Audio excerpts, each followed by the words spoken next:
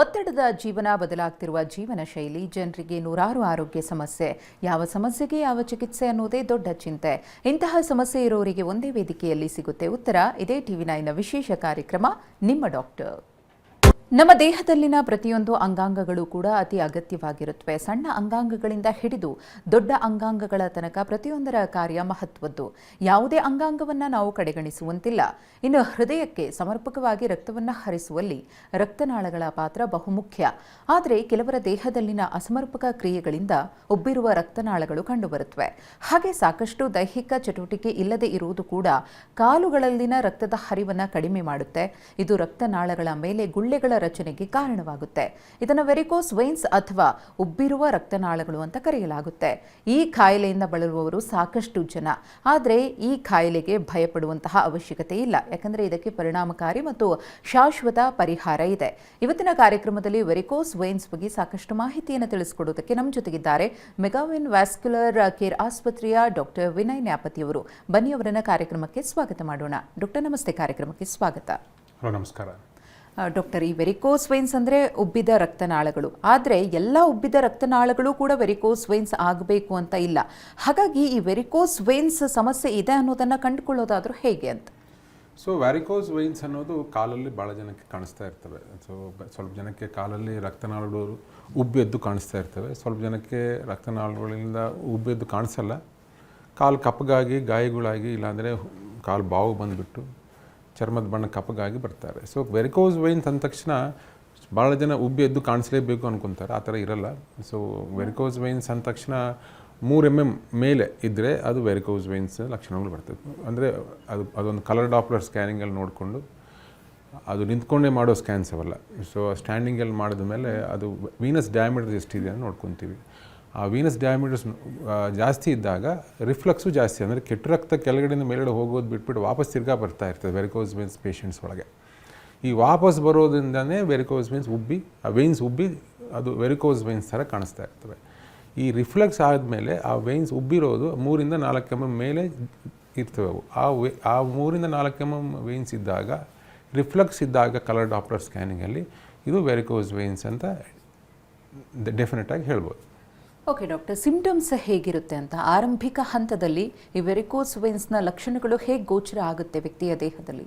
So varicose veins symptoms ಹೆಂಗಿರ್ತವೆ ಅಂದರೆ, ಬೆಳಗ್ಗೆ ಎದ್ದ ತಕ್ಷಣ ಅಷ್ಟು ನೋವುಗಳು ಇರೋಲ್ಲ ಕಾಲಲ್ಲಿ. ಬಟ್ ಸಾಯಂಕಾಲ ಆದ ತಕ್ಷಣ, ಅಂದರೆ ಮಧ್ಯಾಹ್ನ ಆದ ತಕ್ಷಣ ಸ್ವಲ್ಪ ನಿಂತ್ಕೊಂಡಿದ್ದಾಗ ಕೆಲಸ ಮಾಡ್ತಾಯಿದ್ರೆ ನೋವುಗಳು ಜಾಸ್ತಿ ಆಗುತ್ತೆ. ಅದು ಕಾಲಲ್ಲಿ ಮಂಡಿ ಹತ್ರ, ಇಲ್ಲಾಂದರೆ ಮಂಡಿ ಕೆಳಗಡೆ ಮೀನಖಂಡ ಹತ್ರ ನೋವುಗಳು ಸ್ಟಾರ್ಟ್ ಆಗುತ್ತೆ. ಜೊತೆಗೆ ಕಾಲು ಭಾರ, ಜೊತೆಗೆ ಕಾಲಲ್ಲಿ ಸೆಳೆತ, ಕ್ರ್ಯಾಂಪ್ಸು. ಸ್ವಲ್ಪ ಜನ ಹೇಳ್ತಾ ಇರ್ತಾರೆ, ರಾತ್ರಿ ಹೊತ್ತು ನಿದ್ದೆನೇ ಬರ್ತಾಯಿಲ್ಲ ಡಾಕ್ಟರ್ ನನಗೆ, ಯಾಕಂದರೆ ಸೆಳೆತ ಜಾಸ್ತಿ ಇದೆ. ಈ ಸೆಳೆತ ಜಾಸ್ತಿ ಇರೋದ್ರಿಂದ ನಿದ್ದೆನೇ ಬರೋಲ್ಲ ಸ್ವಲ್ಪ ಜನಕ್ಕೆ. ಇದು ನಾಕ್ಟರ್ನಲ್ ಕ್ರ್ಯಾಂಪ್ಸ್ ಅಂತ ಹೇಳ್ತೀವಿ. ಇದು ಫೀಚರ್ ಆಫ್ ವ್ಯಾರಿಕೋಸ್ ವೇನ್ಸ್. ಜೊತೆಗೆ ಕಾಲು ಬಾವು, ಒಂದೊಂದು ಸ್ಟೇಜ್ ಇರ್ತದೆ. ಒಂದು ಸ್ಟೇಜಲ್ಲಿ ಈ ಥರ ನೋವುಗಳು ಇರ್ತಾ ಇರ್ತವೆ, ಸೆಳೆತ, ಕಾಲು ಭಾರ. ಜೊತೆಗೆ ನೆಕ್ಸ್ಟ್ ಸ್ಟೇಜಲ್ಲಿ ಕಾಲಲ್ಲಿ ಊತ. ಕೆಟ್ಟ ರಕ್ತ ಕೆಳಗಡೆಯಿಂದ ಮೇಲ್ಗಡೆ ಹೋಗೋತಾ ಇಲ್ಲಲ್ಲ, ಹೋಗೋದು ಬಿಟ್ಬಿಟ್ಟು ವಾಪಸ್ ತಿರ್ಗಾ ಬರೋದ್ರಿಂದ ಬೆಳಗ್ಗೆ ಎದ್ದ ತಕ್ಷಣ ಕಾಲು ಬಾವು ಇರಲ್ಲ. ಸಾಯಂಕಾಲ ನಿಂತ್ಕೊಂಡು ಕೂತ್ಕೊಂಡು ಕೆಲಸ ಮಾಡ್ತಾಯಿದ್ರೆ ಸಾಯಂಕಾಲದ ಆದ ತಕ್ಷಣ ಕಾಲಲ್ಲಿ ಬಾವು, ಸ್ವೆಲ್ಲಿಂಗ್, ಅದು ನೋವು, ಜಾಸ್ತಿ ನೋವು ಇರ್ತದೆ. ಇದರಿಂದ ಸ್ವಲ್ಪ ಜನಕ್ಕೆ ನೆಕ್ಸ್ಟ್ ಸ್ಟೇಜಲ್ಲಿ ಹೋಗಿ ಚರ್ಮದ ಬಣ್ಣನೂ ಕಪ್ಪಗಾಗ್ತಾ ಇರ್ತದೆ. ಅಂದರೆ ಕಾಲಲ್ಲೇ ಚರ್ಮದ ಬಣ್ಣ ಕಪ್ಪಗಾಗ್ತಾಯಿದೆ, ಬೇರೆ ಕಡೆ ಎಲ್ಲೂ ಚರ್ಮದ ಬಣ್ಣ ಕಪ್ಪಗಾಗ್ತಾ ಇಲ್ಲ. ಅಂದರೆ ಅದು 100% ಇದು ವ್ಯಾಸ್ಕ್ಯುಲರ್ ಪ್ರಾಬ್ಲಮ್, ಅಂದರೆ ವ್ಯಾರಿಕೋಸ್ ವೇನ್ಸ್ ಲಕ್ಷಣಗಳು ಇದೆ. ನಾನ್ ಡಯಾಬಿಟಿಕ್ ಪೇಷಂಟಲ್ಲಿ 100% ಇನ್ನು ವ್ಯಾರಿಕೋಸ್ ವೇನ್ಸ್ ಅಂತ ಅನ್ಕೋಬೇಕು. ಇದು ಭಾಳ ಜನ ಮಾಹಿತಿ ಇಲ್ಲದೆ ಇರೋದ್ರಿಂದ ಸ್ಕಿನ್ನಲ್ಲಿ ಚರ್ಮದ ಬಣ್ಣ ಕಪ್ಪಗಾಗಿರೋದ್ರಿಂದ ಕಾಲಲ್ಲೇ ಬೇರೆ ಕಡೆ ಎಲ್ಲೂ ಆಗಲ್ಲ ಅವ್ರಿಗೆ. ಅಂಥವ್ರಿಗೆ ಸ್ಕಿನ್ ಪ್ರಾಬ್ಲಮ್ ಅಂತ ಹೇಳ್ಬಿಟ್ಟು ಆಯಿಂಟ್ಮೆಂಟ್ಸ್ ಹಚ್ತಾ ಇರ್ತಾರೆ. ಯಾಕಂದರೆ ಕಾಲು ನೋವು, ಕಾಲಲ್ಲಿ ನವೆ ಜಾಸ್ತಿ ಆಗಿ ಇಚ್ಚಿಂಗ್ ಜಾಸ್ತಿ ಆಗಿರೋದ್ರಿಂದ ಮಾಯ್ಶ್ಚರೈಸಿಂಗ್ ಕ್ರೀಮ್ಸು, ಆಯಿಂಟ್ಮೆಂಟ್ಸು, ಸ್ಟಿರಾಯ್ಡ್ ಬೇಸ್ ಆಯಿಂಟ್ಮೆಂಟ್ಸು ಇವೆಲ್ಲ ಹಚ್ತಾ ಇರ್ತಾರೆ. ಇದು ಬೇಸಿಕಲಿ ಚರ್ಮದ ಪ್ರಾಬ್ಲಮ್ ಅಲ್ಲ, ಆ್ಯಕ್ಚುಲಿ ಇದು ಒಂದು ವ್ಯಾಸ್ಕ್ಯುಲರ್ ಪ್ರಾಬ್ಲಮ್, ಒಳಗಿರೋ ಪ್ರಾಬ್ಲಮ್ ಇದು. ಇದರಿಂದ ಮಸಾಜ್ ಮಾಡಿದ್ರೂ, ಏನೋ ಆಯಿಂಟ್ಮೆಂಟ್ ಹಚ್ಚಿದ್ರೂ, ಮೇಲೆ ಏನೇ ಹಚ್ಚಿದ್ರೂ ಚರ್ಮದ ಮೇಲೆ ಅದು ಚರ್ಮದ ಪ್ರಾಬ್ಲಮ್ ಏನಲ್ಲ. ಸೊ ರಕ್ತನಾಳು ಸಮಸ್ಯೆ ನೋಡ್ಕೋಬೇಕಾಗತ್ತೆ. ಇದರಿಂದ ಮಾಹಿತಿ ಇಲ್ಲದೆ ಇರೋದ್ರಿಂದ ಭಾಳ ಜನ ಇದೊಂದು ಸ್ಕಿನ್ ಪ್ರಾಬ್ಲಮ್ಮು, ಇದೊಂದು ಕಿಡ್ನಿ ಪ್ರಾಬ್ಲಮ್ಮು, ಇದು ಹಾರ್ಟ್ ಪ್ರಾಬ್ಲಮ್ಮು, ಕಾಲು ಬಾವು ಅದಕ್ಕೋಸ್ಕರ ಬರ್ತಾಯಿದೆ ಅಂತ ಹೇಳ್ಬಿಟ್ಟು ಭಾಳ ಜನ ನೆಗ್ಲೆಕ್ಟ್ ಮಾಡಿ ಗಾಯಗಳಾಗಿ, ಹುಣ್ಣುಗಳಾಗಿ ಬರ್ತಿದ್ದಾರೆ. ಸೊ ನನ್ನ ಪೇಷಂಟ್ಸು ಒಂದು 10 ಜನ ನೋಡಿದ್ರೆ 7-8 ಜನ ಕಾಲು ಕಪ್ಪಗಾಗೇ ಬರ್ತಿದ್ದಾರೆ. ಸೊ ಅದಕ್ಕೆ ಮಾಹಿತಿ ಇಲ್ಲ. ಅವ್ನು ಕೇಳಿದರೆ, ಸರ್ ಮುಂಚೆ ಆಯಿಲ್ ಮಸಾಜ್ ಮಾಡಬೇಕಂತ ಹೇಳಿದ್ದಾರೆ, ಇಲ್ಲ ಆಯಿಂಟ್ಮೆಂಟ್ ಹಚ್ಚಬೇಕು ಅಂತ ಹೇಳಿದರೆ, ಕಾಲು ಮೇಲ್ಗಡೆ ಇಡಬೇಕು ಅಂತ ಹೇಳಿದರೆ. ಕಾಲು ಮೇಲ್ಗಡೆ ಇಡೋದು ಒಳ್ಳೆಯದೇ, ಬಟ್ 24 ಗಂಟೆ ಕಾಲು ಮೇಲ್ಗಡೆ ಇಡೋದು ಸಾಧ್ಯವಲ್ಲ. ಸೊ ಪ್ರಾಕ್ಟಿಕಲ್ ಸೊಲ್ಯೂಷನ್ಸ್ ಅಲ್ಲವು. ಸೊ ಇದರಿಂದ ಮಾಹಿತಿ ಇಲ್ಲದೆ ಇರೋದ್ರಿಂದ ಲೇಟಾಗಿ ಬಂದು ಹಾಳು ಮಾಡ್ಕೊಂಡು ಬರ್ತಿದ್ದಾರೆ. ಓಕೆ ಡಾಕ್ಟರ್, ಈಗ ಈ ವೆರಿಕೋಸ್ ವೇನ್ಸ್ ಸಮಸ್ಯೆಯನ್ನು ತಾವು ಹೇಳ್ದಂಗೆ ಒಂದು ವೇಳೆ ನಿರ್ಲಕ್ಷ್ಯ ಮಾಡಿದ್ದೇ ಆದರೆ ಅದು ಎಷ್ಟು ಡೇಂಜರಸ್ ಅಂತ ಹೇಳಿ, ಯಾವ ರೀತಿ ದುಷ್ಪರಿಣಾಮವನ್ನು ಬೀರಬಹುದು ವ್ಯಕ್ತಿಯ ಆರೋಗ್ಯದ ಮೇಲೆ? ಸೊ ಬೇಸಿಕಲಿ ಭಾಳ ಜನ ನೆಗ್ಲಿಜೆನ್ಸ್ ಭಾಳ ಜನ ಮಾಡ್ತಾ ಇರ್ತಾರೆ, ಮಾಹಿತಿ ಇಲ್ಲದೆ ಇರೋದ್ರಿಂದ ಸಾರ್ಥ ಜನ. ಯಾಕಂದರೆ ವಯಸ್ಸು ಬೆಳೀತಾ ಇದ್ದರೆ ಈ ವೆರಿಕೋಸ್ ವೈನ್ಸು ಕಾಯಿಲೆಗಳು ಮುಂದಕ್ಕೆ ಹೋಗ್ತಾ ಇರ್ತದೆ. ಏಜ್ ಬೆಳೀತಾ ಇದ್ದರೆ, ಸೊ ಇವತ್ತು ಇವಾಗ ಒಬ್ಬರಿಗೆ 40 ಇಯರ್ಸು, 1-2 ವರ್ಷ ಆದಮೇಲೆ 42 ಆಗುತ್ತೆ, 38 ಆಗಲ್ಲ ಅದು.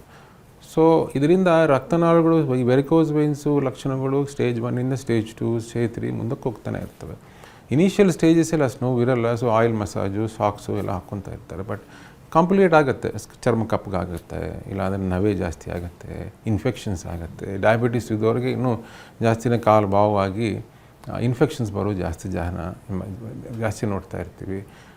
ಸ್ವಲ್ಪ ಜನಕ್ಕೆ ನೋಡ್ತಾ ಇರ್ತೀವಿ, ಚರ್ಮದ ಕಪ್ಪಗಾಗಿರ್ತದೆ, ಶುಗರ್ ಜಾಸ್ತಿ ಇರ್ತದೆ, ಶುಗರ್ ಪ್ರಾಬ್ಲಮ್ ಅಂತ ಹೇಳ್ಬಿಟ್ಟು ಭಾಳ ಜನ ನೆಗ್ಲೆಕ್ಟ್ ಮಾಡ್ತಾ ಇರ್ತಾರೆ. ಇದೆಲ್ಲ ಸಿಮ್ಟಮ್ಸ್ ಇರೋದು ಜಾಸ್ತಿಯಾಗಿ ಪಸ್ ಫಾರ್ಮೇಷನ್ಸು, ರಕ್ತಸ್ರಾವ, ಇಲ್ಲಾಂದರೆ ರಕ್ತ ಹೆಪ್ಪುಗಟ್ಟೋದು. ರಕ್ತ ಹೆಪ್ಪುಗಟ್ಬಿಟ್ಟು ಒಂದೊಂದು ಸರ್ತಿ ಮೆಡಿಕಲ್ ಎಮರ್ಜೆನ್ಸಿ ಆಗಿ ಲಂಗ್ಸ್ಗೆ ಹೋಗ್ಬಿಟ್ಟು ಹಾರ್ಟ್ ಬ್ಲಾಕ್ ಮಾಡುತ್ತೆ. ಈ ಥರ ಪರಿಣಾಮಗಳು, ಕಾಂಪ್ಲಿಕೇಶನ್ ಅಂತ ಭಾಳ ಜನ ಇರ್ತವೆ. ಭಾಳ ಜನ ಗೊತ್ತಿಲ್ಲದಂಗೆ ಕಾಂಪ್ಲಿಕೇಟ್ ಮಾಡ್ಕೊಂಡು ಬರ್ತಾರೆ. ಸ್ವಲ್ಪ ಜನ ಗೊತ್ತಿದ್ದು ಇದು ಆಗತ್ತೆ ಅಂತ ಹೇಳಿಬಿಟ್ಟು ಭಾಳ ಜನ ಕಾಂಪ್ಲಿಕೇಟ್ ಮಾಡ್ಕೊಂಡು ಬರ್ತಾರೆ. ಇದು ಪ್ರಾಬ್ಲಮ್ಸ್. ಓಕೆ ಡಾಕ್ಟರ್, ಈಗ ಈ ವೆರಿಕೋಸ್ ವೇನ್ಸ್ ಸಮಸ್ಯೆ ಜೀವನ ಶೈಲಿಯಿಂದ ಯಾವ ರೀತಿ ಬರುತ್ತೆ ಅಂತ ಹೇಳಿ, ಅಂದರೆ ಈಗ ಸರಿಯಾಗಿ ಎಕ್ಸಸೈಸ್ ಇಲ್ಲದೆ ಇರೋದು, ಫಿಸಿಕಲ್ ಆ್ಯಕ್ಟಿವಿಟಿ ಇಲ್ಲದೆ ಇರೋದು, ಜಾಸ್ತಿ ಹೊತ್ತು ನಿಲ್ಲುವ ಕೆಲಸ ಕಾರ್ಯಗಳನ್ನು ಮಾಡುವವರಲ್ಲಿ ಹೆಚ್ಚಾಗಿ ಕಾಣಿಸ್ಕೊಳ್ಳುತ್ತೆ ಇದು. ಸೊ ಜೀವನ ಶೈಲಿಯಲ್ಲಿ ಯಾವ ರೀತಿಯ ಮಾಡಿಫಿಕೇಷನ್ ಇಂಪಾರ್ಟೆಂಟ್ ಅಂತ ಹೇಳ್ತೀರಿ? ಸೊ ಬೇಸಿಕಲಿ ವ್ಯಾರಿಕೋಸ್ ವೇನ್ಸು ಅಂದ ತಕ್ಷಣ ಭಾಳ ಜನ ಅನ್ಕೊತಾ ಇರ್ತಾರೆ, ಸ್ಟ್ಯಾಂಡಿಂಗಲ್ಲೇ ಬರ್ತಾ ಇರ್ತದೆ, ನಮಗೆ ಸಿಟ್ಟಿಂಗಲ್ಲಿ ಕೂತ್ಕೊಂಡೇ ಬರ್ತಿದೆ. ಸೊ 60% ಅಂದರೆ 60% ಜನಕ್ಕೆ ವ್ಯಾರಿಕೋಸ್ ವೇನ್ಸ್ ಬರೋ ಲಕ್ಷಣಗಳು ಕಾರಣ ಅನುವಂಶವಾಗಿ ಜೆನೆಟಿಕಲ್ ಹಿಸ್ಟ್ರಿ. ಅಂದರೆ ವ್ಯಾಲ್ವುಲರ್ ಇನ್ಕಾಂಪಿಟೆನ್ಸ್, ಕೆಟ್ಟು ರಕ್ತ ಎಗೇನೆಸ್ಟ್ ದ ಗ್ರಾವಿಟಿ, ಕೆಳಗಡೆಯಿಂದ ಪಾದದಿಂದ ಎದೆ ತನಕ ಒಂದೇ ಡೈರೆಕ್ಷನ್ ಹೋಗಬೇಕು. ಆ ಹೋಗೋ ದಾರಿಯಲ್ಲಿ ಕವಾಟಗಳು ಇರ್ತವೆ. ಆ ಕವಾಟಗಳು ಸರಿಯಾಗಿ ಫಾರ್ಮ್ ಆಗಿಲ್ಲ ಅಂದರೆ, ಅದು ಕೆಟ್ಟೋದ್ರೆ, ಅದು ಸರಿಯಾಗಿ ಫಾರ್ಮ್ ಆಗಿಲ್ಲ ಅಂದರೆ ಮತ್ತೆ ವಾಪಸ್ಸು ಬಂದು ಕೆಳಗಡೆ ಕಾಲಲ್ಲೇ ಮತ್ತು ಕೆಟ್ಟ ರಕ್ತ ಬಂದು ಅಲ್ಲೇ ಸೇರ್ಕೊತಾ ಇರ್ತದೆ. ಸೊ ಈ ಒಂದು ಕವಾಟಗಳು ಸರಿಗೆ ಫಾರ್ಮ್ ಆಗೋದು 60% ಜನಕ್ಕೆ, 60% ಜನಕ್ಕೆ ಅನುವಂಶವಾಗಿ ಇರ್ತದೆ. ಜೊತೆಗೆ ತೂಕ ಜಾಸ್ತಿ ಇರೋರಿಗೆ, ತೂಕ ಜಾಸ್ತಿ ಇದ್ದರೆ ವೆಯ್ಟ್ ಜಾಸ್ತಿ ಇರೋರಿಗೆ ವೆರಿಕೋಸ್ ವೇನ್ಸ್ ಬರೋ ಚಾನ್ಸಸ್ ಜಾಸ್ತಿ. ಆ ಥರನೇ ನಿಂತ್ಕೊಂಡೇ ಕೆಲಸ ಮಾಡಿ ಅನುವಂಶವಾಗಿದ್ದು ನಿಂತ್ಕೊಂಡೇ ಕೆಲಸ ಬೆಳಗ್ಗೆ ಸಾಯಂಕಾಲ ತನಕ ಕೆಲಸ ಮಾಡೋರಲ್ಲಿ ಅವರನ್ನು ಜಾಸ್ತಿನೇ ಬರೋ ಚಾನ್ಸಸ್ ಬರ್ತವೆ. ಆ ಥರನೇ ಕೂತ್ಕೊಂಡು. ಸೊ ಎಕ್ಸಸೈಸು, ಮೀನಖಂಡಕ್ಕೆ ಬಲ ಜಾಸ್ತಿ ಮಾಡ್ಕೊಳ್ಳೋದು. ಮೀನಖಂಡ ಎಲ್ಲರಿಗೂ ಗೊತ್ತಿದೆ, ಸೆಕೆಂಡ್ ಹಾರ್ಟ್ ಅಂತ ಹೇಳ್ತೀವಿ. ಆ ರಕ್ತ ಕೆಳಗಡೆಯಿಂದ ಬಂಪ್ ಮಾಡಲಿಕ್ಕೆ ನಾವು ನಡೆದ್ರೇ ಕಾಂಟ್ರಾಕ್ಷನ್ಸ್ ಆ್ಯಂಡ್ ರಿಲ್ಯಾಕ್ಸೇಷನ್ ಮೇಲೆ ಕೆಟ್ಟು ರಕ್ತ ಮೇಲ್ಗಡೆ ಹೋಗುತ್ತೆ. ಬಟ್ ಕೆಟ್ಟು ರಕ್ತ ಈ ವ್ಯಾಲ್ವ್ಸ್ ಸರಿ ಕೆಲಸ ಮಾಡೋದ್ರಿಂದ ವಾಪಸ್ ಬಂದುಬಿಡ್ತಾ ಇದೆ ವೆರಿಕೋಸ್ ವೇನ್ಸ್ ಪೇಷಂಟ್ಸ್ಗೆ. ಇದರಿಂದ ನೋವು, ಸೆಳೆತ, ಕಾಲು ಭಾರ ಜಾಸ್ತಿ ಆಗುತ್ತೆ. ಓಕೆ ಡಾಕ್ಟರ್, ಹಾಗಿದ್ರೆ ಈ ವೆರಿಕೋಸ್ ವೇನ್ಸ್ ಸಮಸ್ಯೆಯನ್ನು ಹೊತ್ತು ಬಂದಂತಹ ಪೇಷಂಟನ್ನು ಯಾವ ರೀತಿ ತಾವು ಟ್ರೀಟ್ ಮಾಡ್ತೀರಿ? ಅದು ಆರಂಭಿಕ ಹಂತ ಟೆಸ್ಟ್ಗಳಿರಬಹುದು, ಅಥವಾ ಅದನ್ನು ಕಂಡುಕೊಳ್ಳೋಕೆ ಮಾಡುವಂತಹ ಬೇರೆ ಬೇರೆ ರೀತಿಯ ಮ್ಯಾನೇಜ್ಮೆಂಟ್ಸ್ ಹೇಗಿರುತ್ತೆ ಅಂತ? ಸೊ ಇನಿಷಿಯಲಾಗಿ ಪೇಷಂಟ್ ಬಂದ ತಕ್ಷಣ ಫಸ್ಟು ಕಾಲು ನೋಡಿದ ಮೇಲೆ ಆ್ಯಂಡ್ ಸಿಮ್ಟಮ್ಸ್ ಕೇಳಿದ ಮೇಲೆ ಒಂದು ಕಲರ್ ಡಾಪ್ಲರ್ ಸ್ಕ್ಯಾನಿಂಗ್ ಒಂದು ಮಾಡಬೇಕಾಗತ್ತೆ. ಅದರಿಂದನೇ ಆ್ಯಕ್ಚುಲಿ ಪ್ರೂವ್ ಮಾಡಬೇಕು. ಸ್ವಲ್ಪ ಜನಕ್ಕೆ ಏನು ಕಾಣಿಸಲ್ಲ, ಕಾಲು ನೋವು ಅಂತ ಹೇಳ್ತಾರೆ. ಸ್ಕ್ಯಾನಿಂಗ್ ಮಾಡಿದಾಗ ಒಳಗೆ ಉಬ್ಬಿ ಕಾಣಿಸ್ತಾ ಇರ್ತವೆ. ಸ್ವಲ್ಪ ಜನಕ್ಕೆ ಹೊರಗಡೆನೇ ಕಾಣಿಸಲ್ಲ, ಒಳಗೆ ಇರ್ತವೆ. ಅದು ಬೇರೆ ಪ್ರಾಬ್ಲಮ್ ಅಂದ್ಕೊಂಡು ನಾವು ಟ್ರೀಟ್ಮೆಂಟ್ ಮಾಡಬಾರ್ದು. ಇತ್ತೀಚೆಗೆ ಎಲ್ಲ ಕಡೆ ಸ್ಕ್ಯಾನಿಂಗ್ ಮಿಷಿನ್ಸ್ ಬಂದುಬಿಟ್ಟಿದೆ. ನಾವೇ ನಮ್ಮ ಮಿಷಿನ್ಸಲ್ಲಿ ನಾವು ನೋಡಿಕೊಂಡು ಬಂದಿರೋರೆಲ್ಲರಿಗೂ ಸ್ಕ್ಯಾನಿಂಗ್ ಮಾಡ್ತೀವಿ ನಾವು. ಮತ್ತು ನೋಡಿದ ಮೇಲೆ ಅದು ಈ ಪ್ರಾಬ್ಲಮ್ ಇದೆಯೋ ಇಲ್ಲೋ ಅಂತ ಗೊತ್ತಾಗುತ್ತೆ. ಬಂದ್ರೂ ಯಾವ ಕಾರಣದಿಂದ ಬಂದಿದೆ ಅಂತ ಗೊತ್ತಾಗುತ್ತೆ. ಇವೆಲ್ಲ ನೋಡಿದ ಮೇಲೆ ಈ ವೆರಿಕೋಸ್ ವೇನ್ಸ್ ಇದ್ದರೆ ಇನಿಷಿಯಲ್ ಸ್ಟೇಜಸ್ಸಲ್ಲಿದೆ. ಡಾಕ್ಟ್ರ್ ಏನು ಭಾಳ ಜನ ಈ ಇಂಟರ್ನೆಟ್ಟಲ್ಲಿ ನೋಡ್ಕೊಂಡ್ಬಿಟ್ಟು ಬೇಗನೆ ಬಂದುಬಿಡ್ತಿದ್ದಾರೆ. ಇತ್ತೀಚೆಗೆ ಸ್ಪೈಡರ್ ವೇನ್ಸ್ ಇದ್ರೂ, ಸಣ್ಣ ವೇನ್ಸ್ ಇದ್ದರು, ಇವರೆಲ್ಲ ಮುಂದಕ್ಕೆ ಹೋಗೋದು ಅವಶ್ಯಕತೆ, ಮುಂದಕ್ಕೆ ಹೋಗುತ್ತೆ ಈ ಡಿಸೀಸು. ಬಟ್ ಅವ್ರೇನು ಪರಿಣಾಮ ಏನೇನು ಟ್ರೀಟ್ಮೆಂಟ್ಸ್ ಮಾಡ್ಕೋಬೇಕಾಗತ್ತೆ. ವೆಯ್ಟ್ ಜಾಸ್ತಿ ಇದ್ದರೆ ವೆಯ್ಟ್ ಕಡಿಮೆ ಮಾಡ್ಕೋಬೇಕು, ಮಸಲ್ ಪವರ್ ಜಾಸ್ತಿ ಮಾಡ್ಕೋಬೇಕಾಗುತ್ತೆ, ಕಾಫ್ ಮಸಲ್ ಸ್ಟ್ರೆಂಥನಿಂಗ್ ಎಕ್ಸಸೈಸ್ ಮಾಡ್ಕೋಬೇಕು. ಇವೆಲ್ಲ ಮಾಡ್ಕೊಂಡು ಏನೇನು ಸಿಗರೆಟ್ ಸ್ಮೋಕಿಂಗ್ ಏನಿದೆ ಅದು ಸ್ಟಾಪ್ ಮಾಡಬೇಕಾಗತ್ತೆ. ಸೊ ಇವೆಲ್ಲ ಮಾಡಿಕೊಂಡ್ರೆ ಈ ವೆರಿಕೋಸ್ ವೇನ್ಸ್ ಬರೋದು ಸ್ವಲ್ಪ ಲೇಟಾಗಿ ಬರ್ಬೋದು. ಯಾಕಂದರೆ ಅನುವಂಶವಾಗಿದ್ದರೆ ಯಾವುದೋ ಒಂದು ಟೈಮಲ್ಲಿ ಬರ್ತದೆ ಅದು ಆ ಥರ ಇದ್ದಾಗ ನಾವು ಮುಂಚೆನೇ ಈ ಒಂದು ಎಕ್ಸಸೈಸು ಮೀನಕಂಡಕ್ಕೆ ಎಕ್ಸಸೈಸ್ ಮಾಡಿಕೊಂಡು ವೆಯ್ಟ್ ಕಂಟ್ರೋಲ್ ಮಾಡ್ಕೊಂಡಿದ್ರೆ ವೆರಿಕೋಸ್ ವೇನ್ಸ್ ಅವಾಯ್ಡ್ ಮಾಡ್ಬೋದು. ಓಕೆ ಡಾಕ್ಟರ್, ಮಾತನಾಡೋಣ. ಒಬ್ರು ಕಾಲರ್ ಇದ್ದಾರೆ, ಮಳವಳ್ಳಿಯಿಂದ ರಾಘವೇಂದ್ರ ಅವರು ಕರೆ ಮಾಡಿದ್ದಾರೆ. ನಮಸ್ತೆ ರಾಘವೇಂದ್ರ. ಹಲೋ ರಾಘವೇಂದ್ರ ಅವರೇ, ನನ್ನ ಧ್ವನಿ ಕೇಳಿಸ್ತಿದ್ಯಾ? ಹಾ ಮೇಡಮ್, ಕೇಳ್ತಾ ಇದೆ, ಹೇಳಿ. ಮಾತನಾಡಿ, ನಿಮ್ಮ ಸಮಸ್ಯೆ ಏನಿದೆ, ಡಾಕ್ಟರ್ ಇದ್ದಾರೆ. ಹಲೋ, ನಮಸ್ತೆ ಡಾಕ್ಟರ್. ಹೇಳಿ ಸರ್. ನಮಸ್ಕಾರ ರಾಘವೇಂದ್ರ. ಸರ್, ನಮ್ಗೆ ವೆರಿಕೋಸ್ ವೇನ್ ಸುಮಾರು ಒಂದು 10-15 ವರ್ಷದಿಂದನೇ ಇದೆ. ಹಾಂ, ಆಪರೇಷನ್ ಅನ್ಕೊಂಡಿದ್ವಿ. ಅದೇನಾಗಿದೆ ಅಂತಂದ್ರೆ ಅದು ಕಾಲ್ ನೋವು ಬರುತ್ತೆ. ಅಂದರೆ ಆಪರೇಷನ್ ಅದು ಯಾವ ಥರ ಆಪರೇಷನ್ ಮಾಡಿದ್ದಾರೆ ರಾಘವೇಂದ್ರ ಅವರು? ನಿಮಗೆ ಕಟ್ ಮಾಡೋ ಆಪರೇಷನ್ಸ್ ಸರ್, ಮಾಡಿದ್ದಾರೆ? ಕಾಲಲ್ಲಿ ಒಂದು 50 ಕಡೆ ಸ್ಕ್ಯಾನಿಂಗ್ ಎಲ್ಲ ಮಾಡಿ ಕಟ್ ಮಾಡಿದ್ದಾರೆ. ಸ್ಕ್ಯಾನಿಂಗ್ ಎಲ್ಲ ಮಾಡಿ ಅದನ್ನ ಏನಾಗಿದೆ ಅಂತಂದ್ರೆ ಫುಲ್ಲು ಎರಡು ಕಾಲು ಆಗಿದೆ ನಮ್ಗೆ. ಅಂದರೆ ಯಾವ ಥರ ಆಪರೇಷನ್ ಮಾಡಿದ್ದಾರೆ ಸರ್ ನಿಮಗೆ? ಒಂದು ಕೈ ಆಪರೇಷನ್ ಸರ್, ಕೈ ಆಪರೇಷನ್ ಅಂದ್ರೆ ಇಲ್ಲಿ ಗಂಟು ಇರೋ ಕಡೆ ಎಲ್ಲಾನು ಅವ್ರನ್ನ ಸ್ಕ್ಯಾನಿಂಗ್ ಮಾಡಿ ಕೈ ಆಪರೇಷನ್ ಮಾಡಿದ್ದಾರೆ. ಈಗ ಏನಾಗಿದೆ, ತುಂಬಾ ನೋವು ಬರುತ್ತೆ ಒಂದ್ಸಲಿ. ಆಮೇಲೆ ನಾವು ನಿಂತ್ಕೊಂಡು ಪಾಠ ಮಾಡ್ತೀವಿ ನಾವು ಟೀಚರ್. ನೀವು ಆ್ಯಕ್ಚುಲಿ ಮಳವಳ್ಳಿ ಅಂತ ಹೇಳ್ತಿದ್ದಾರಲ್ಲ, ಒಂದು ಸಾರಿ ಮೈಸೂರಿಗೆ ಬನ್ನಿ ಸರ್. ನಾನು ಶುಕ್ರವಾರ ಮೈಸೂರಿಗೆ ಹೋಗ್ತೀನಿ. ಒಂದು ಸಾರಿ ನೋಡ್ಬಿಟ್ಟು ಹೇಳ್ತೀನಿ ಏನು ಹೇಳ್ತಿದ್ದಾರೆ, ನನಗೆ ಅರ್ಥ ಆಗ್ತಾ ಇಲ್ಲ ಇಲ್ಲಿ. ಸೊ ಎಲ್ಲ ಹಳೆ ರೆಕಾರ್ಡ್ಸ್ ಏನೇನಿದೆಯೋ, ಏನೇನು ಕೇಸ್ ಶೀಟ್ಸು, ಏನೇನು ಹಿಸ್ಟ್ರಿ ಇದೆಯೋ ಅಂತ ಎಲ್ಲ ತೊಗೊಂಬನ್ನಿ, ನೋಡ್ಬಿಟ್ಟು ಖಂಡಿತವಾಗಿ ಹೇಳ್ತೀನಿ. ಪ್ರತಿ ಶುಕ್ರವಾರ ನಾನು ಮೈಸೂರಿಗೆ ಹೋಗ್ತೀನಿ, ಡೆಫಿನೆಟಾಗಿ ನೋಡ್ಬಿಟ್ಟು ಹೇಳ್ತೀನಿ ನಿಮಗೆ. ಓಕೆ, ಧನ್ಯವಾದ ರಾಘವೇಂದ್ರ ಅವರೇ ಕರೆ ಮಾಡಿದ್ದಕ್ಕೆ. ಡಾಕ್ಟರ್, ಇನ್ನು ಈ ವೆರಿಕೋಸ್ ವೇನ್ ಸಮಸ್ಯೆಗೆ ಈ ಲೇಸರ್ ಟ್ರೀಟ್ಮೆಂಟ್ ಹೇಗೆ ವರ್ಕೌಟ್ ಆಗುತ್ತೆ ಅಂತ ಹೇಳಿ, ಆ ಪ್ರೋಸೆಸ್ ಹೇಗಿರುತ್ತೆ ಅಂತ? ಸೊ ವ್ಯಾರಿಕೋಸ್ ವೈನ್ಸ್ಗೆ ಈ ಒಂದು endovascular laser treatments, endovascular glue treatments ಹೊಸದಾಗಿ ಬಂದಿದೆ. ಇವಾಗೆಲ್ಲ ಡೇ ಕೇರ್ ಪ್ರೊಸೀಜರ್ಸ್ ಒಂದು 10 ವರ್ಷದಿಂದ ಮಾಡ್ತಿದ್ದೀವಿ ನಾವು. ಅದು ಸೊ ಇದು 25 ಮಿನಿಟ್ ಟು 30 ಮಿನಿಟ್ಸ್ ಪ್ರೊಸೀಜರ್. ಇದು ಬೆಳಗ್ಗೆ ಬಂದರೆ ಸಾಯಂಕಾಲಕ್ಕೆ ಹೋಗ್ಬೋದು. ಕಟ್ಟಿಂಗು, ಸ್ಟಿಚಿಂಗು, ಅನಸ್ಥೀಷಿಯಾ ಕೊಡೋದಿರಲ್ಲ, ಬೆನ್ನಲ್ಲಿ ಅನಸ್ಥೀಷಿಯಾ ಕೊಡೋದಿರಲ್ಲ, ಜನರಲ್ ಅನಸ್ಥೀಷಿಯಾ ಕೊಡೋದಿರಲ್ಲ, ಲೋಕಲ್ ಅನಸ್ಥೀಷಿಯಲ್ಲಿ ಮಾಡ್ತೀವಿ. ಸೊ ಬೆಳಗ್ಗೆ 8 ಗಂಟೆ ಆದಮೇಲೆ ಪೇಷಂಟ್ ಏನು ತಿನ್ನಬಾರ್ದು. 11:30 1 ಗಂಟೆ ಅಷ್ಟೊತ್ತಿಗೆ ಆಪ್ರೇಷನ್ ಮಾಡಿಬಿಟ್ಟು ಅದಾದಮೇಲೆ 2 ಅವರ್ಸ್ ರೆಸ್ಟ್ ಕೊಡಬೇಕಾಗತ್ತೆ. ಪೇಷಂಟು ರೆಸ್ಟ್ ತೊಗೊಂಡಿದ್ಮೇಲೆ ಏನು ಗಾಯ ಇಲ್ಲ ಅಂದರೆ, ಅವ್ರಿಗೆ ಲಾಸ್ಟ್ ಸ್ಟೇಜಲ್ಲಿ ಬಂದಿಲ್ಲ ಅಂದರೆ ಇಮಿಡಿಯೇಟಾಗಿ 20 ನಿಮಿಷ ವಾಕಿಂಗ್ ಮಾಡಲೇಬೇಕು ಅಂತ ಹೇಳ್ತೀವಿ. ಆವಾಗಿಂದನೇ ಸರ್ಕ್ಯುಲೇಷನ್ ಇಂಪ್ರೂವ್ ಆಗುತ್ತೆ. ಒಂದು ವಾರ ಆದಮೇಲೆ ಇನ್ನೊಂದು ಸರ್ತಿ ಫಾಲೋಅಪ್ ಮಾಡಬೇಕು ಅಂತ ಹೇಳ್ತೀವಿ. ಇದು ಎಂಡೋವ್ಯಾಸ್ಕ್ಯುಲರ್ ಲೇಸರ್ ಟ್ರೀಟ್ಮೆಂಟ್ಸ್. ಇವೆಲ್ಲ ಡೇ ಕೇರ್ ಪ್ರೊಸೀಜರ್ಸ್. ಬೆಳಗ್ಗೆ ಬಂದರೆ ಸಾಯಂಕಾಲ ಮನೆಗೆ ಹೋಗ್ಬೋದು. ಓಕೆ ಡಾಕ್ಟರ್, ಈ ಒಂದು ಟ್ರೀಟ್ಮೆಂಟ್ ಆದಮೇಲೆ, ಈ ಲೇಸರ್ ಟ್ರೀಟ್ಮೆಂಟ್ ಆದಮೇಲೆ ಈ ಒಂದು ಸಮಸ್ಯೆ ಮತ್ತೆ ಮರುಕಳಿಸುವ ಸಾಧ್ಯತೆ ಇದೆಯಾ? ಅಂತಹ ಒಂದು ಕೇಸಸ್ಗಳನ್ನು ತಾವು ನೋಡಿದ್ದೀರಾ, ಹೇಗೆ ಅಂತ? ಸೊ ಭಾಳ ಜನ ಈ ಒಂದು ಮುಂಚೆ ಆದರೆ ಕಟ್ ಮಾಡೋ ಆಪ್ರೇಷನ್ಸು ಮಾಡ್ಕೊಂಡು ಬರ್ತಿದ್ರು. ಅಂಥವ್ರಿಗೆ ಕಟ್ ಮಾಡಿದ ಮೇಲೆ ಯಾವುದೇ ಕಟ್ ಮಾಡಿದ್ರೂ ನಮ್ಮ ದೇಹದಲ್ಲಿ, ಇವಾಗ ಹೇರ್ ಕಟ್ ಮಾಡಿದ್ರು, ನೇಲ್ ಕಟ್ ಮಾಡಿದ್ರು ಮತ್ತೆ ಬೆಳೆಯುತ್ತವು. ಅದೇ ಥರನೇ ವೇನ್ಸ್ ಕಟ್ ಮಾಡಿದ್ರೂ ಮತ್ತೆ ಬೆಳೀತಾ ಇತ್ತು. ಸೊ 50% ಜನಕ್ಕೆ ಮತ್ತೆ ಬೆಳೆಯೋ ಚಾನ್ಸಸ್ ಇದೆ ಕಟ್ ಮಾಡೋ ಆಪ್ರೇಷನ್ಸಲ್ಲಿ, ಸರ್ಜಿಕಲ್ ಕಟಿಂಗ್ ಆಪ್ರೇಷನ್ಸಲ್ಲಿ. ಈ ಲೇಸರ್ ಆಪ್ರೇಷನ್ಸಲ್ಲಿ 95 to 98% ಸಕ್ಸಸ್ ರೇಟ್ ಇದೆ. ಬಟ್ ಸರಿಯಾಗಿ ಮಾಡಿದರೆ ಮತ್ತೆ ಬರೋ ಚಾನ್ಸಸ್ ಇರಲ್ಲ. ಇತ್ತೀಚೆಗೆ ಸ್ವಲ್ಪ ಜನಕ್ಕೆ, ಹೊಸೊಬ್ಬರು ಬಂದಿರೋರಿಗೆ, ಹೊಸ ಕಲ್ತಿರೋರಿಗೆ, ಹೊಸ ಸರ್ಜನ್ಸು ಅಂಥವ್ರಿಗೆ ಒಂದೊಂದು ಸರ್ತಿ ಈ ಒಂದು ಪೇಷಂಟ್ಸು ಲೇಸರ್ ಆಪ್ರೇಷನ್ ಮಾಡಿಸ್ಕೊಂಡಿದ್ರು ಒಂದೊಂದು ಸರಿ ಮಿಸ್ ಮಾಡಿದ್ರು, ಸರಿಯಾಗಿ ಮಾಡಿಲ್ಲ ಅಂದ್ರೂ ಮತ್ತೆ ಬರ್ತಾ ಇದ್ದಾರೆ ಆ್ಯಕ್ಚುಲಿ. ಅದು ಮತ್ತೆ ಎಲ್ಲೆಲ್ಲಿ ಇದೆಯೋ ಅಂತ ಒಂದು ಸ್ಕ್ಯಾನಿಂಗ್ ಮಿಷಿನ್ ನೋಡಿಕೊಂಡು, ಎಲ್ಲೆಲ್ಲಿ ಇದೆಯೋ ನೋಡಿಕೊಂಡು, ಕಾರಣ ಏನೇನಾಗಿದೆ ಅಂತ ನೋಡಿಕೊಂಡು ಮತ್ತೆ ತಿರ್ಗಾ ಒಂದೊಂದು ಸರ್ತಿ ಮಾಡಬೇಕಾಗ್ತಾ ಇದೆ ಆ್ಯಕ್ಚುಲಿ. ಸೊ ಯೂಶ್ವಲಿ ಇನ್ನೊಂದು ಸರ್ತಿ ಮಾಡೋದು ಅವಶ್ಯಕತೆ ಇರಲ್ಲ. ಒಂದು ಸರ್ತಿ ಮಾಡಿದರೆ 95 to 98% ಸಕ್ಸಸ್. ಅಂದರೆ ಪೇಷಂಟ್ಸು ಗಾಯ ಆಗಿ ಹುಣ್ಣುಗಳಾಗಿ ಬಂದಿರೋರಿಗೆ ಅವ್ರಿಗೂ ಮತ್ತೆ ಮಾಡೋದು ಅವಶ್ಯಕತೆ ಇರಲ್ಲ. ಒಂದು ಸರ್ತಿ ಮಾಡಿದರೆ ಅಷ್ಟೇ, ಒಂದು ಸರ್ತಿ ಮಾಡಿದ್ರೆ ಇನ್ನೊಂದು ಸರ್ತಿ ಮಾಡೋದು ಅವಶ್ಯಕತೆ ಇರಲ್ಲ. ಓಕೆ ಡಾಕ್ಟರ್, ಒಂದು ವೇಳೆ ಮತ್ತೆ ಈ ಒಂದು ಸಮಸ್ಯೆ ಬಂದಿದ್ದೆ ಆದರೆ ಯಾವ ಕಾರಣದಿಂದ ಬಂದಿರಬಹುದು? ಲೇಸರ್ ಟ್ರೀಟ್ಮೆಂಟ್ ಆದಮೇಲೆ ಏನು ತಪ್ಪುಗಳನ್ನು ಮಾಡಬಾರ್ದು ಪೇಷಂಟ್ಸ್ ಅಂತ? ಸೊ ಬೇಸಿಕಲಿ ಅದು ಒಂದು ಸರ್ತಿ ಅಲ್ಟ್ರಾಸೌಂಡ್ ನಾಲೆಡ್ಜ್ ಇರಬೇಕು. ಅಂದರೆ ಕಲರ್ ಡಾಪ್ಲರ್ ಸ್ಕ್ಯಾನಿಂಗು ನಾಲೆಡ್ಜು ತುಂಬಾ ಇರಬೇಕು ಮಾಡೋರು ಸರ್ಜನ್ಸ್ಗೆ. ಯಾಕಂದರೆ ಅದು ಭಾಳ ವೀನಸ್ ಎನಾಟಮಿ ಒಬ್ಬೊಬ್ರಿಗೆ ಒಂದೊಂದು ಥರ ಇರ್ತದೆ. ಒಂದೊಂದು ಸರ್ತಿ ವೇನ್ಸು ಇವಾಗ ತೊಡೆ ಮೇಲೆ 2-3 ಇರ್ತವೆ. ಒಂದೇ ಕ್ಲೋಸ್ ಮಾಡಿದರೆ ಇನ್ನೊಂದೆರಡು ಮತ್ತೆ ಓಪನ್ ಆಗುತ್ತೆ. ಇವು ನಾಲೆಡ್ಜು ಇಲ್ಲಾಂದರೆ ಮಂಡಿ ಕೆಳಗಡೆ ವೇನ್ಸ್ ಬೇರೆ ಥರ ಇರ್ತವೆ. ಯಾವುದಾವ ಕಾರಣ ಇವಾಗ ದ ಕಾಂಪಿಟೆಂಟ್ ಪರ್ಫರೇಟರ್ಸ್ ಇರ್ತವೆ ಇಲ್ಲಾಂದರೆ ಇನ್ಕಾಂಪಿಟೆಂಟ್ ಪರ್ಫರೇಟರ್ಸ್ ಇದೆಯಾ ಅಂತ ನೋಡ್ಕೋಬೇಕಾಗತ್ತೆ. ಶಾರ್ಟ್ ಸಫನೆಸ್ ವೇನ್ಸ್ ಹೆಂಗಿದೆ, ರಿಫ್ಲೆಕ್ಸ್ ಹೆಂಗಿದೆ, ಲಾಂಗ್, ಇವೆಲ್ಲ ಒಂದು ಎನಾಟಮಿ ಚೆನ್ನಾಗಿ ಗೊತ್ತಿರೋರಿಗೆ ಅಂಥವ್ರು ಮಾಡಿದರೆ ಮೋರರ್ಲೆಸ್ ಒಂದು 95 to 98%, 100% ತನಕ ಮತ್ತೆ ಬರೋ ಚಾನ್ಸಸ್ ಇರೋಲ್ಲ. ಬಟ್ ಅವ್ರ ಮೇಲೂ ಇರ್ತದೆ, ಪೇಷಂಟ್ ಮೇಲೂ ತೂಕ ಜಾಸ್ತಿ ಇದೆ, ತೂಕ ಸ್ವಲ್ಪ ಕಡಿಮೆ ಮಾಡ್ಕೋಬೇಕು, ಇವೆಲ್ಲವೂ ಇರ್ತವೆ. ಬಟ್ ಸರ್ಜನ್ಸ್ ಪಾಯಿಂಟ್ ಆಫ್ ವ್ಯೂಯಿಂದ, ಒಂದು ಇಂಟರ್ವೆನ್ಷನ್ ರೇಡಿಯಾಲಜಿಸ್ಟ್ ಪಾಯಿಂಟ್ ಆಫ್ ವ್ಯೂಯಿಂದ ನೋಡಿದರೆ ultrasound, colour Doppler scanning, anatomy knowledge 100% ಚೆನ್ನಾಗಿರಬೇಕು. ಅಂದರೆ ಸ್ಟೇಜ್ 1 ಈಗ ಒಂದು ಸೀರಿಯಸ್ ಅಥವಾ ಕ್ರಿಟಿಕಲ್ ಸ್ಟೇಜಿಗೆ ಬಂದವರಿಗೂ ಕೂಡ ಈ ಒಂದು ಲೇಸರ್ ಟ್ರೀಟ್ಮೆಂಟ್ ಅಪ್ಲಿಕೇಬಲ್ ಆಗುತ್ತೆ ಡಾಕ್ಟರ್? ಡೆಫಿನೆಟ್ ಆಗಿ ಲೇಸರ್ ಟ್ರೀಟ್ಮೆಂಟ್ಸು,